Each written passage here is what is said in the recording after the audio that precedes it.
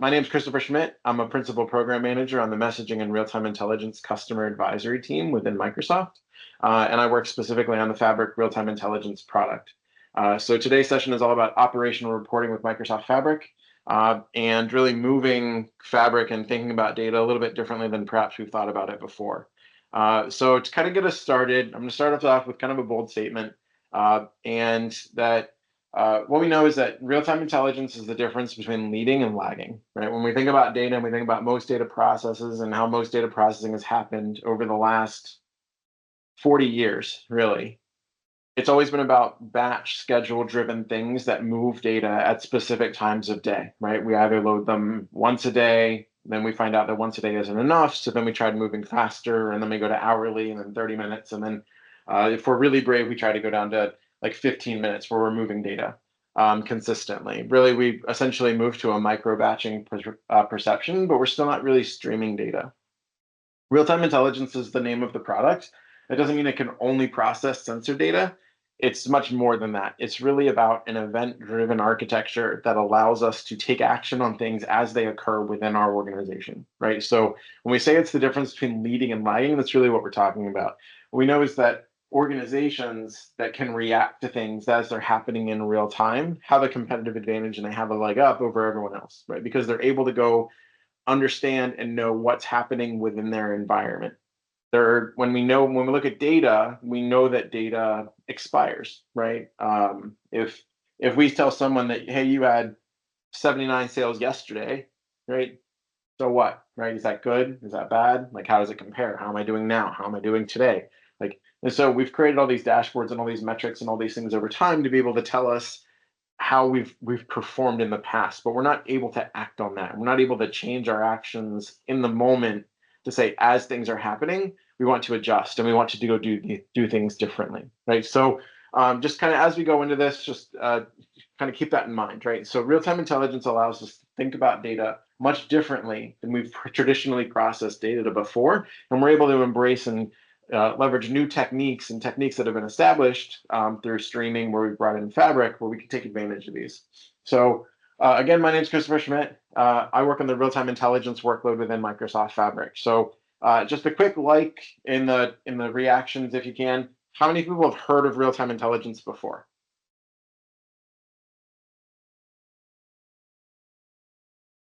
All right, awesome.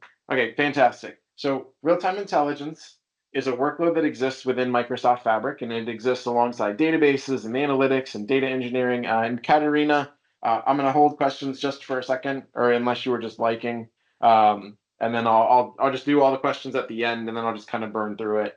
Usually I do it the other way, and I'll just do interruptions, but I think for this event we'll switch it up a little bit. So real-time intelligence is a workload within Microsoft Fabric that lives alongside Power BI, databases, data warehousing, data lakehouses. When we think of Fabric, we think of data lakehouses a lot, usually by default, but there's all these other workloads as well that allow us to really take full advantage of all the data that becomes available. And because all that data is powered and brought to us by one lake and it's all been integrated as this easy to use SaaS product, we can take we can have our data take much more power than it previously used to, right? So we have all these new pieces and new tools that are kind of available to us, right? So within real-time intelligence, there are 5 or 6 different workloads and kind of specific features that exist within the real-time intelligence product suite that allow us to take action on our data in real time. We have event streams, which allow us to ingest our data. So that's under our ingestion. We have what's called an event house under analytics. We just recently introduced at FabCon a couple of weeks ago a new tool called Digital Twin Builder, which allows us to create digital twins of our physical assets within our environments, where then we can go analyze and join those ontologies and create new views on our data across our organization. So we can start to contextualize data in new ways that we haven't been able to before, right? So we think about it from a dimension and an attribute perspective, we can make those things much more powerful than they've previously been before. Then we have what are called real-time dashboards, which are very Power BI-like. A very quick way that we always describe it. If we think of Power BI is great at telling us what's happened, right, with an ED, right? Real-time dashboards are really built for the real what's happening, right? The ing, like the what's right now, what's already happening because it was built for that from the ground up. Then we create rules, which are activator alerts and allow us to go take rules and preconceived or pre-configured actions against our data. So we can say when these specific conditions are met or when these things are happening in our environment that are not supposed to, the exceptions of our world, then we can have the system programmatically tell us those things, right? So in the old days, we would have a dashboard and we would go look at the dashboard and we would constantly look for all those rules and all those exceptions that we needed. With Activator, we can now just subscribe to those and just say, hey, when this specific exception event occurs, just go tell me about it. Right? And the last thing we have is we have what are called actions, where we can go take actions against our data, and we can actually configure our alerts and configure our rules to go say, we want this downstream system to go take some subsequent action, right? Whether that be create a service desk ticket, or whether that be create a Fabric notebook, or run a Fabric notebook, or whether we want to go execute some external call. We want to go surface this data to an external system, make it available in another application. We can go do that as well. All this is powered by Copilot and powered by AI within Microsoft Fabric. So we're integrated as a part of that entire Copilot experience. And then we also expose all this data in what's called the real-time hub. So you can explore, look at all your data within your environment kind of as it's streaming. Right? So we have all these different options and kind of ways that we can look at data that become much more powerful in our event-driven and our event streaming type of mentality, right? Event streams, we look at data differently because there's nothing to schedule, right? So we're not scheduling something, and the way an event stream works is we configure an event stream, we tell it to listen, and then as new events happen, data is just automatically sent to that event stream. The event stream then processes it and then loads it into whatever downstream system it needs to go, right? So in an event house, you can also write it to a lake house if you need to as well. But in this particular case, we're going to be talking specifically about kind of the event house piece. So you take your events as they're happening, load them up, and then load them into your event house, right?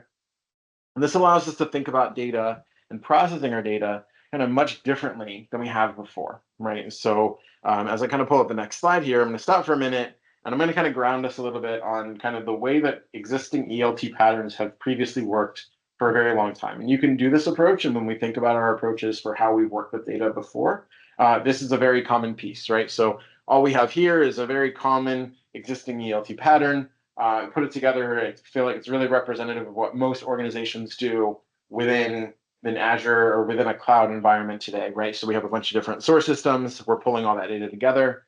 We process that data in through a bronze, silver, gold type architecture. The way it works with most organizations in the cloud is we create some type of compute layer on top of it, right? We're at Microsoft, so we're going to use Azure Synapse here, right? So we're loading an Azure Synapse as staging. Then we're loading this into some kind of a service or a query table, right? That would then go make that available. And then we go surface that to Power BI, right? We either create different workspaces where we expose all of our different data out from Power BI reports, and we have finance and inventory and work order systems and all these other pieces. If we wanted to do something where we wanted to create an exception, or we wanted to create something that watched our data, we needed to go create a logic app for that. That worked, but it was slow, it's costly, it takes us a really long time to go set all those things up. And then there's a whole downstream piece at the bottom that you'll probably notice at the bottom of the graph I haven't talked about yet, right? Where our IoT, our sensor data, our high velocity, highly granular data really largely existed on its own, right? It didn't typically process as a part of our data engineering organization, or if it did, it kind of took its own course and it passed through its own path on how it needed to go process data, right? So we would take data from an IoT hub or from an event hub, and then we would go load it into a tool like Data Explorer if it was really high velocity. An alternative architecture that I see a lot, instead of going to a tool like Data Explorer, you'll take an event hub or an IoT hub, and then you'll load it to a bronze layer, and then it'll just process through the normal ELT patterns for what you have, right? So we're landing that data, and then we're moving it downstream. The challenge with landing that data is the second you land streaming data, it's no longer streaming data. Now it's batch data. You've just forced batch into a tool or data that streaming and started as stream, right? And so with real-time intelligence, we just move it all the way through the system. So we take IoT Hub. If we needed that data faster than what we could do with our traditional batch architectures, we would stand up an extra tool like something like Data Explorer or some other tool. Then we would load all that data, and then we would surface that data very specifically for its particular use case. But being able to join it with the rest of the organizational data became really challenging and really hard, and we weren't able to do that, right? Why was it really hard and why was it really challenging? because at the exclusion of Fabric and before Fabric real-time intelligence, the landscape for processing real-time data has been extremely fragmented in the market. There are open source solutions, there are hybrid solutions, there are managed service solutions, but they all specialize in different things, right? You can capture, you can transport, whether you're doing an operation or an analytical transform. You can see from this graph and from this chart, there's tons of different tools that are all available out there. And with all the things that we already have to go manage as part of data engineers and as a part of processing all of our data on a day-to-day basis, being able to have an additional skill set where we're able to manage and monitor and watch and kind of build and develop on all these different tools is really, really challenging, right? We all have our hands full already. So trying to learn 4 or 5 more tools where we can then go process real-time data became really challenging, right? In addition to it also being all these extra tools that we had to use, we also use different support protocols, we use different messaging.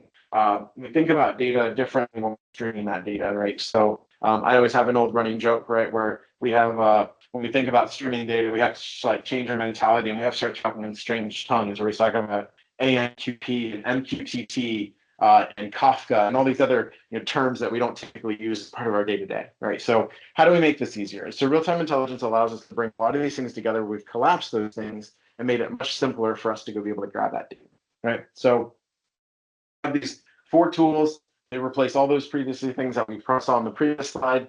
Because we're part of Fabric, we're integrated as a part of all the other Fabric experiences as well. So whether you are trying to join that data with your batch data or whether you're trying to process that streaming data, it's easy, it's available in a no-code, low-code type environment where you can pass and move that data across various places within the Fabric ecosystem, right? So I can load my data into real-time intelligence, but then I can also leverage it as part of my lakehouse, or I can load it as into my SQL database, or I can go load it into my warehouse. I can leverage different tools that become available to me where I can land my data quickly and then react on it as well, right? But I can also land my batch data quickly and then react on it in real time too, right? So there's lots of ways that you can trade off and take these different things to really work together as a harmonious system that are now available to us that just weren't previously possible.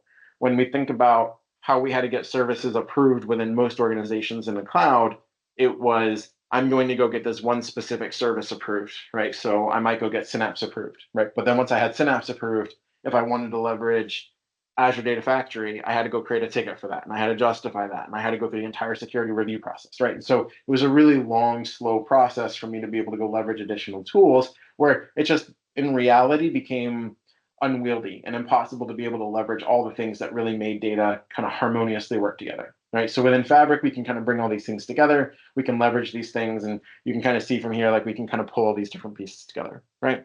So when we look at kind of how data has been processed historically, right? I was talking earlier about kind of the bronze, silver, gold type approach. In real-time intelligence, we process data much differently, and you can do it much quicker, right? So we create what's called there's still a medallion architecture. You can call it the same thing. However, what we do is we leverage what are called update policies. And the way that update policies work within an event house is as we land data, you think of it like a stored procedure. You create a stored procedure, you create this function inside of an event house where then we've defined and narrated what we want this update policy to go do. So we containerize this logic. The event house system watches the raw table. And as new data is landed in the raw table, the update policy automatically picks up data off the raw table, processes it, applies the transform, and then moves it downstream into our next system. So it can either go to a silver table, we might join that with a gold table, we might be joining that with contextual data that we might be pulling in from a CRM or from some other data within our lakehouse where we've then loaded that into our event house. So you can contextualize and enrich the event streams of data as they're flowing through. But because we're leveraging an update policy and because it automatically kicks in, there's nothing to orchestrate. There's nothing to schedule. So we just automatically pick it up as data lands, we process it, and then we move it downstream to the next table in the process, right? So we go silver, then you can move it into what's called the gold layer. We can create aggregate views, or we can create materialized views. And then once we have that data available, it becomes available to us in a wide variety of forms, right? So in addition to Power BI, when data is in real-time intelligence, we have all these other tools that are available to us as well, right? We can leverage real-time dashboards, we can leverage activators, we can leverage what are called data agents, which is an area where we've been doing a lot of investment you may not be aware of, where you can plug that data in over top data as it's being fed. So it becomes really powerful to be able to say, as I'm loading this data in real time, I can act on that data in any way that I need to. And one thing we'll see about in the demo here in just a second is when we look at kind of how we would need to go create an alert or an activator before, we're kind of prohibited and beholden based on how fast our data refreshes. With real-time intelligence, because we're processing the event, we can act on those events as they occur, right? And so update policies require us to think about data a little bit differently. And so instead of saying, I'm going to go schedule this and move this at this specific time and day, I'm just going to define this function and I'm just going to tell the database, do this thing when new data arrives, and it's going to automatically move it to the next place in the process, right? So it moves it downstream. And so that becomes really powerful because it makes it easier for us to manage. We don't have as much to kind of operationalize, and we can also act on that data as it's showing up, right? So just kind of looking at data a little bit differently, and some of you may have seen this already, but real-time intelligence allows us, because we can get to an event-driven kind of type of architecture, we can process that data differently, right? So instead of trying to do our previous approach where we process all the data and then expose it to all of our different workspaces, we can really meet the business where the business is, right? And so we can go operationalize our data, if you will. So here we have three different workspaces. Sorry, it should be plural. Workspaces across work orders, inventories, and finance, same that we had before. However, we're leveraging event houses and real-time intelligence where we can really fully take advantage of that, right? So each team has its own individual piece. We're loading it in. They have their different piece. What I did not put on this slide in order to kind of keep it clean, but event houses allow you to subscribe and follow other event houses, so you can move data across from an event house to another. So within real time, you always know what's happening, right? So if we think of kind of the traditional process, when we process all that data in batch, and I'm just going to take an inventory as an example, right? If we're processing all that inventory data in batch, and we're moving all that data through our lakehouse and trying to do all of our transformations and process all that data, when we start running low on stock, right? The only time we can really tell you when we're low on stock is when we're processing our batch job, right? So depending on how often that is, that means we might not know about that for a day. If that job fails, we might not know about it for longer than a day, right? If we update our schedule, so we try to process that data every 30 minutes, we might know about it 30 minutes later that we're running things out, right? But event houses allow us to say, okay, as inventory data becomes available and as that system gets updated, and we're leveraging that in addition with SQL, and we're still using SQL for our transactional database, so we're still leveraging the right tool for the right job, right?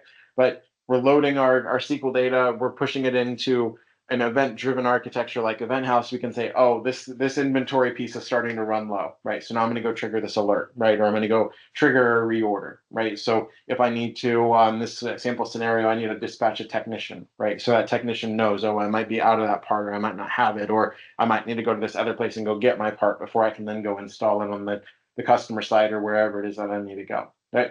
So we can disperse and distribute and really meet the business. So we can shift left and get really close to where the business is looking to go do, right? And so by creating those activator alerts, by creating those real-time dashboards and creating those Power BI reports, we can really take full advantage of the full breadth of Fabric tools and experiences that allow us to meet all those different pieces, right? And so regardless of the industry, there's a ton of different architectures that real-time intelligence can really help you get to, and can really help you apply to, right? So whether it's automotive, manufacturing, logistics, finance, energy, retail, all of these have different use cases. I'm not going to list them all out. I'm just going to leave them up here for a minute, right? But across all different industries, because everybody has a need for event-driven pieces, right? So regardless of whatever it is that you're doing or whatever it is that you're looking to go accomplish, right? Event-driven architectures allow you to get much quicker and much more responsive around your data, right? And around what you're looking to go do, right? And because we can all process from an event stream, we can look from we're loading data in from an event stream, and we can load from a ton of variety of different data sources. This is actually a bit of an older slide, so we have some newer sources that are available now as well. But whether we're pulling from Oracle, whether we're pulling from SQL, whether we're pulling from all these different places, right? And I know there's mirroring, and I know there's some other things, and you can leverage those tools as well. And again, it's all about using the right tool for the right job. When we talk about mirroring, and I'll just kind of touch on it real quickly, just kind of before we get to the demo, right? Both approaches are perfectly valid for getting data into Fabric, right? when you mirror data into Fabric, you still have to create your downstream operational processes to go move that data, right? So if you want to move data from bronze to silver to gold, you still have to move that mirrored data through those processes. Event streams are actually what they sound like. So you do a little bit more where you pull in that data in, and then we subscribe to the event. And then as those events are occurring, then you go leverage then you're moving that event in through the system, and then you can go take action against it. You can go move it. And when you combine that with update policies, it becomes a really powerful way to process data in real time and constantly update it. A really common thing we hear all the time is I don't need real-time data, right? So, okay, that's cool, Chris. I totally understand what you're saying, but we don't need data up to the second. With update policies and event houses, you can control this so you can say, I have my data where I'm pulling in the event. I can take action against it if I want. I can also expose it every 15 minutes, 30 minutes, every hour. So you get a lot of flexibility there around how quickly you want to be able to expose that data. So think of it like event driven, not just necessarily, oh, it's only real time streaming data for what I'm processing, right? But the focus today was kind of around update policies. So I just want to spend some time kind of talking about that. And I'm just going to pull up the slide real quick. If there's things that you want to know, these are two great resources for getting started with real-time intelligence. If you've been interested in getting started, you can go to aka.ms/learnrti. And we also have a Custo Detective Agency, which is a really fun way to go learn the Custo language, which is what we leverage within real-time intelligence. So both of them are very valid, are great tools for getting started with what you want to do. So I'm going to go ahead and exit out of this. And as I exit out, I'm going to show a couple of different things. So I thought I'd start by showing a little bit of kind of like a traditional kind of piece, like how we would think about data and what we would be looking at before, and then kind of how that process might work, and then kind of compare and contrast it into real-time intelligence and kind of how we would process that today, right? So here I have an inventory database. It's just in a Fabric database. I'm leveraging this data. Like just kind of a quick overview of the schema. All right, I've got some order details, I've got orders, some inventory transactions, and some shipments. So when data moves, the inventory gets moved out, right? And then I have a Power BI report that I've built on top of it that shows me some sample things, right? So I've got some, my number of orders, my sum of current stock. I didn't make a super fancy Power BI report, so I apologize if you're a Power BI visualization whiz, because I probably just made your eyes hurt really bad, and I apologize. But when we look at, I was just building something simple so we can go look at kind of what we're doing, right? So if I go create an alert on this, and so the first thing you might say is, well, this is cool, Chris, I can create alerts on Power BI reports today, right? And yeah, you can, right? So if I came in here and I click set alert on top of my Power BI report, I can come in here, I can create an alert, and I can say, okay, when the stock changes and it becomes, less than 95, I'm just going to set some value, right? Then go create an alert for me, right? And this is always a really common conversation that we have all the time, right? It's a perfectly valid approach, right? And you can use it. However, just remember that activator alerts, when you build them on a Power BI report or when you build them on a lakehouse or on a warehouse, will not trigger unless you refresh your Power BI report, right? So if you're refreshing your Power BI report once per day, that means that activator alert will trigger once per day because that's the time that it's looking for. So it's only processing on that semantic model or kind of on that refresh, right? And so with real-time intelligence, we process this data much differently. So we take this data, so kind of resetting here, kind of looking at this from a real-time intelligence perspective. So I have a notebook here. It's just generating some truck telemetry. I'm just going to scan through it real quick. So you can just see it's kind of taking some data. It's bound to a specific latitude and longitude. It's sending this data to an event hub, in this case, which is my event stream. And then I'm going to go take my event stream, and then I load that data into my event house. And I'm going to go pull that event house, event stream up, because I just realized I don't have it. So I apologize, because I meant to have it ready before.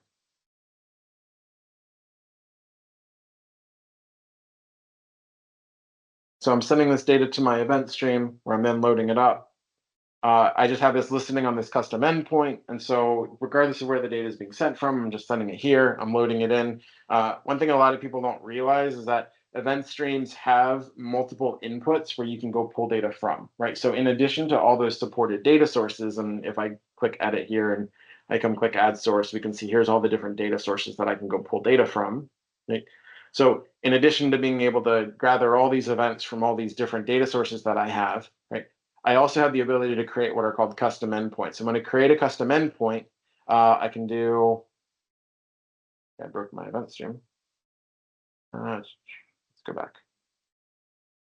I can create an event or my custom endpoint with my event stream allows me to see all of my, or I can send data from any system, right? So I can send from Kafka, I can send it to a AMQP, I can send it to just an event hub. So if I'm just sending data to an event hub today, one way I can do is I can just send it to my event stream and it's still going to load this data. So in addition to being able to consume from an event hub, I can also send my data directly to the event stream and just have my event stream act like it is an event hub. Right. So there's lots of data that becomes available to me, right? So I'm going to create this data and then I'm going to load this data into, in this particular case, my event house, right? And we'll get to the really fun part, right? Which is always my favorite part about event houses.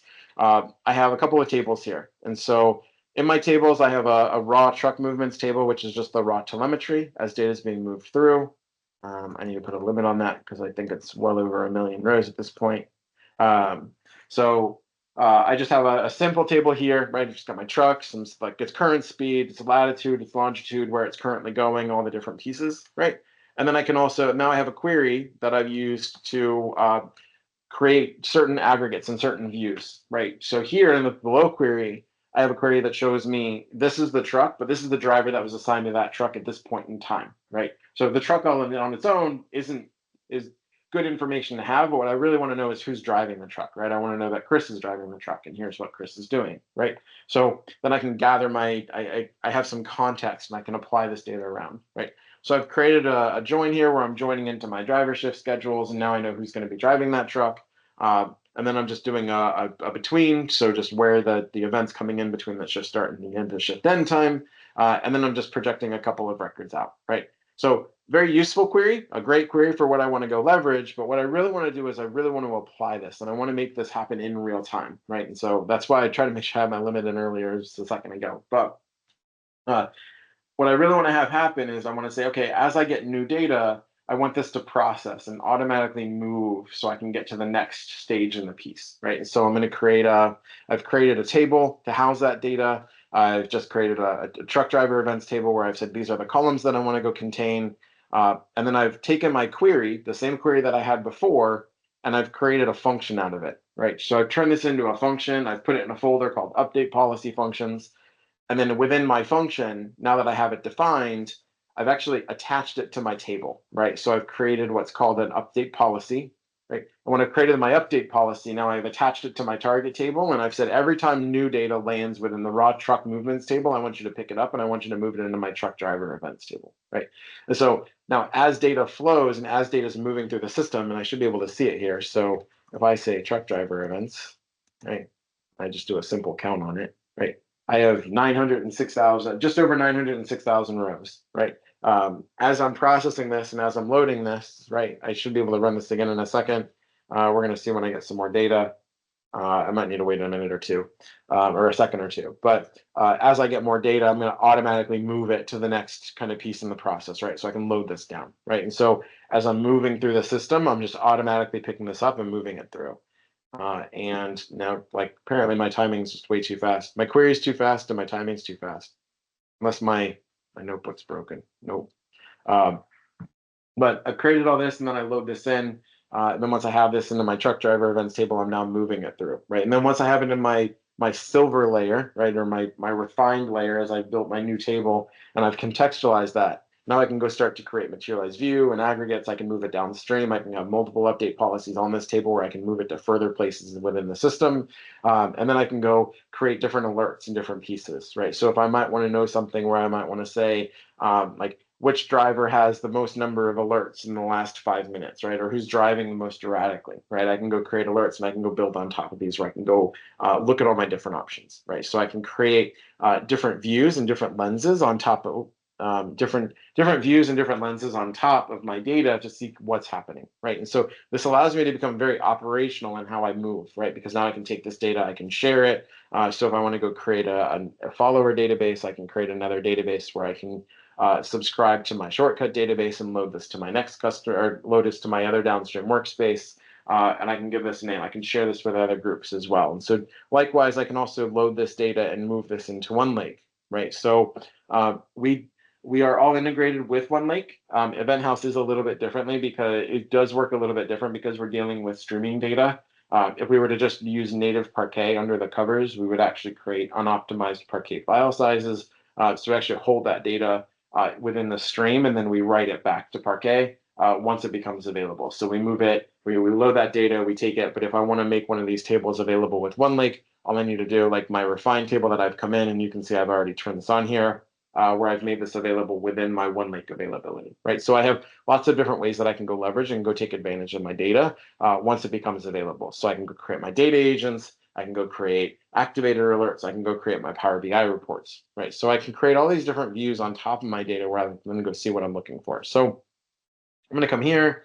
If I want to create come back into my workspace here, and I can look and say, okay, I've got my data, it's now available. I might want to see this within my truck movements. So now I have a truck movements real-time dashboard. I'm looking at this and I want to see, here's where all my trucks are moving around. Here's the current location of all of my trucks that I can go see, right? And so the difference between a real-time dashboard and a Power BI report, a Power BI report actually uses that semantic model. Even when you have it in direct query, you still create some semantic model metadata around it that kind of exists. With a real-time dashboard, there is no semantic model. So like I said, it's really optimized for the what's happening, so you can see what's happening right now. And you might notice on the screen, I actually have it set to automatically refresh every second. So it's just reloading that data every second and rerunning that query. So I can see all the different pieces and kind of, without having to update anything, I can view all my data kind of end to end. Right?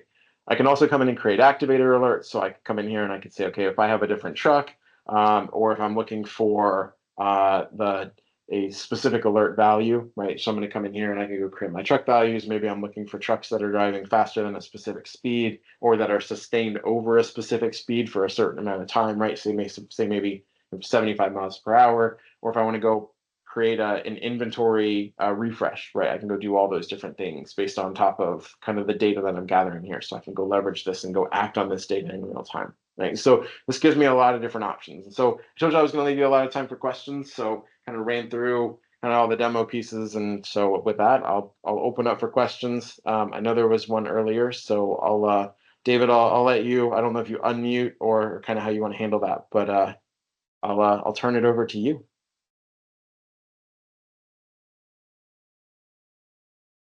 And I can't see the chat, so if you put anything in the chat, let me know. I'll go look. Yeah, let me say we can open the chat. Everybody, if you have any questions, you can put it in the chat. And let me open the microphone as well. Let me allow people to open the microphone. Sure. Let me see.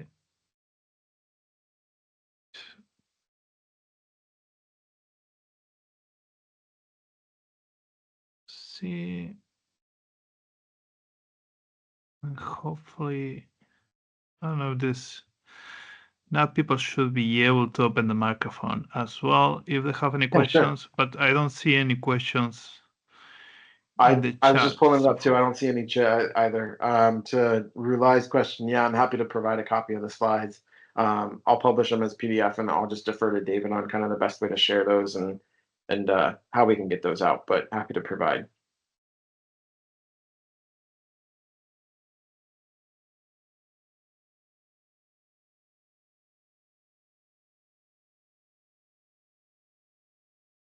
Let's give people some time, maybe a couple of minutes, to see if they have any questions.